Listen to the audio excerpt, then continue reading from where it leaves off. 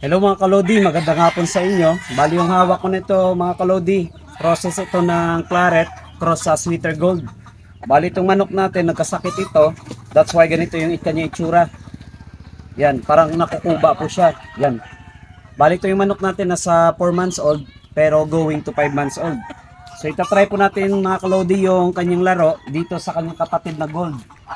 Ito naman mga kalodi yung hawak ko, yung magkapatid po sila nun nang unang nahawakan ko. Balito, nagmana yung kanyang itsura sa kanyang tatay, sa claret. So ganito po yung kanyang itsura. Yan. Bali yung manok natin mga kalodi, nagkasakit ito. Sobrang tagal din nagkaroon ng sipon, hindi po matanggal. So natanggal yung kanyang sipon nung umpisahan ko siyang itali. So, titingnan lang natin yung kanilang game style. So ilalagay ko rin dyan sa comment section, dyan sa Facebook page, yung kanilang laro ng kanilang kapatid. Okay, titingnan natin mga kalodi kung anong laro yung ipapakita nila sa video nito. Okay?